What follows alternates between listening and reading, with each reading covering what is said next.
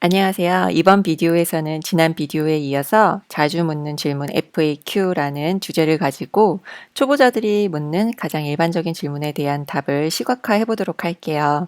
그래서 그 첫 번째 질문으로 파이썬과 R 중 어떤 언어를 배워야 할까요?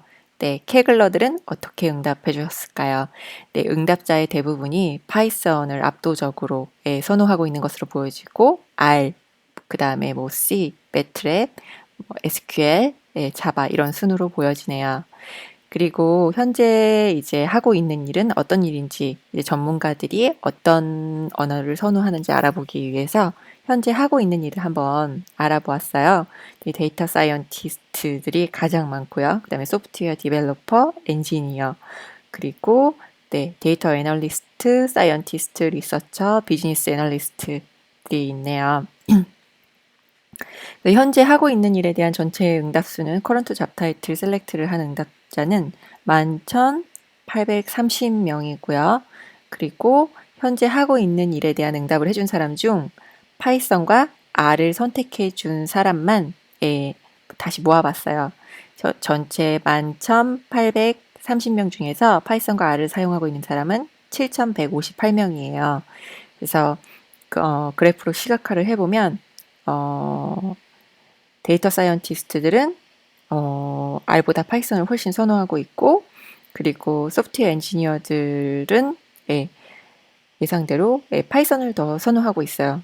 아무래도 개발자들은 R보다는 파이썬을 좀 더 선호할 것 같고, 엔지니어들도 그렇고, 대체적으로 R보다는 파이썬을 더 선호하고 있는 것으로 보여지는데, R을 더 선호하는 직업군은 어떤 직업군이 있을까 하고 봤더니 오퍼레이션 리서처 프랙티셔너, 그리고 통계학자가 있네요. 네, 데이터 사이언티스트들은 파이썬을 주로 사용하지만 R을 사용하는 사람들도 제법 되고, 하지만 소프트웨어 개발자들은 파이썬을 훨씬 더 많이 사용하고 파이썬보다 R을 더 많이 사용하는 직업군은 통계학자네요. 그 다음 두 번째 질문으로 넘어갈게요. 데이터 사이언스 분야에서 앞으로 크게 주목받을 것은 무엇일까요?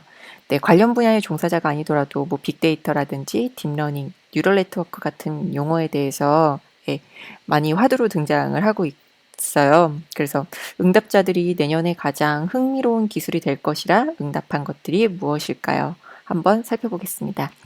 데이터 사이언스 툴로는요, 지난 비디오에서 했던 것처럼 특정 칼럼을 밸류 카운트 해주면 이 칼럼에 응답해준 응답들을 그룹화해서 카운트를 해줘요. 그래서 응답수와 비율을 같이 찍어보기 위해서 밸류 카운트에서 노멀라이즈 추를 해주면은 현재 여기 응답자들의 비율을 그룹화된 비율을 볼 수가 있고요. 이 카운트와 퍼센트를 합쳐서 보기 위해서 이 두 개의 데이터 프레임을 머지로 합쳐주었습니다. 너무 많기 때문에 상위 20개만 찍어보도록 했고요. 그리고 컬럼을 좀 예쁘게 보이게 하기 위해서 응답수 비율이라고 지정해 주었습니다.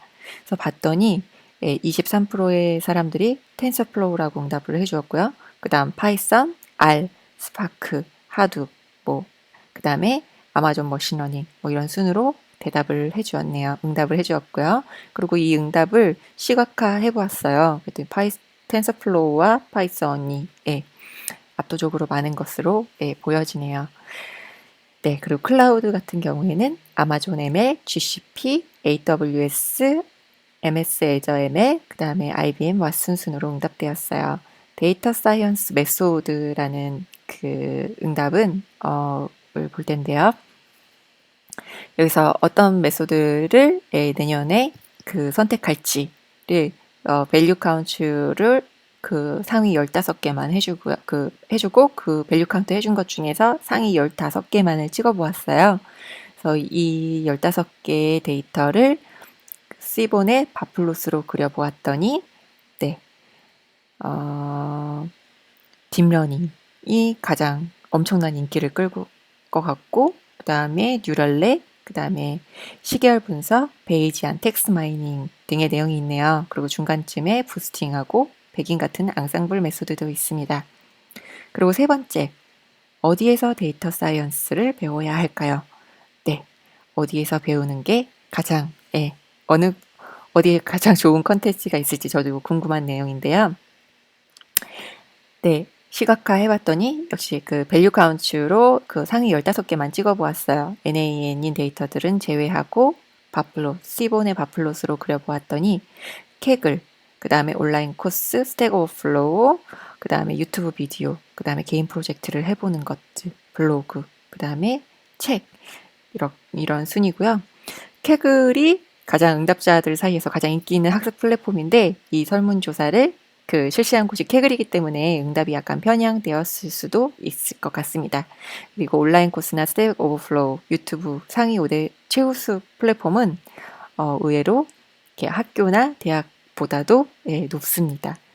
네. 그리고 그 다음으로 설문 내용과 누구에게 물어봤는지를 한번 찾아보도록 할게요.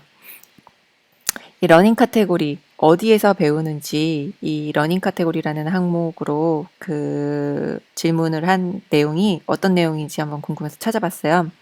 러닝 카테고리 셀프 소트, 온라인 코스, 카테고리 워크, 뭐 유니버시티, 그 캐글 뭐 이런 식으로 있는데 이 칼럼들을 하나의 피처에 이렇게 모아서 주고 유스풀 그 유용한 플랫폼들을 이 유스 피처라는 곳에 모았어요. 이 컬럼 그 질문 항목들을. 그래서 이 질문 항목들에 대한 응답을 그 학습 플랫폼과 유용함에 대한 연관성을 살펴보려고 해요. 그래서 그 학습 플랫폼들이 얼마나 유용한지 그 C본의 히트맵을 통해서 그려볼 거고요. 그리고 가장 유용한 것 순으로 소트해서 볼 거예요. 이게 그 히트맵인데요. 지금 1에 가까울수록 그 유용함이 높다라는 거거든요. 그래서 프로젝트를 해보는 게 가장 유용하고 그 다음에 코스를 수강하는 거, 스택 오버플로우, 캐글, 그 다음에 튜터링, 그 다음에 텍스트북, 그 다음에 대학 순이네요. 네, 그리고 그 밑에 뭐 회사, 뭐 이렇게 뭐 컨퍼런스, 뉴스레터, 팟캐스트들은 좀 하단에 위치해 있고요. 유용함의 정도를 각 플랫폼별로 그룹화해서 또 보면요. 그 위에 그랬던 그 히트맵을 이런 그래프로 다시 한번 표현해 본 건데요. 실제 프로젝트를 해보는 것에 대해서 74.7%의 응답자가 매우 유용하다고 응답을 했고요. 그리고 캐글, 그 스택 오버플로우, 캐글, 수업 책이 도움이 많이 되는 편이고, 그 팟캐스트는 그 매우 유용하지는 않지만 때때로 유용하다는 응답은 가장 많았어요. 뉴스레터, 컨퍼런스도 그렇고요. 네, 그리고 다음으로 이걸 한번 파이 차트로 그려볼 건데 이 파이 차트로 그리기 위해서 위에서 했던 것처럼 카테고리 피처를 다시 이 질문들을 다시 모았어요. 그래서 그 질문들에 대해서 비율을 구해봤어요. 캐글, 온라인 코스, 뭐 그 개인 프로젝트, 학교에서 배우는 거에 대한 비율을 이렇게 구해서요. 여기 평균값을 구해와서 여기 판다스의 시리스로 담아주었고 그리고 이 데이터를 이제 파이 차트로 그렸는데 C본에서는 파이 차트를 지원하지 않더라고요. 그래서 찾아봤는데 C본에서는 앞으로도 파이 차트를 지원할 계획이 없다고 하는데 이건 매플로립으로 그렸고요. 플롯에 파이, 플롯이라 PLT라고 그 위에서 알리아스를 지정해 주었기 때문에 PLT에 닷파이 해서 위에서 구해온 그 평균값들을 이렇게 파이 차트로 그려주었더니 지금 혼자 개인 프로젝트를 해보는 것이 가장 많이 도움이 되었고 온라인 코스와 대학 그 다음에 캐그를 통해 배웠다고 응답하였습니다. 네, 그리고 네 번째로 데이터 과학을 위해 높은 사양의 컴퓨터가 필요한가요? 네, 저도 사실 이 데이터 사이언스를 공부하기 시작하면서 그동안 쓰던 장비를 새로 좀 더 사양이 높은 장비로 바꿨는데요.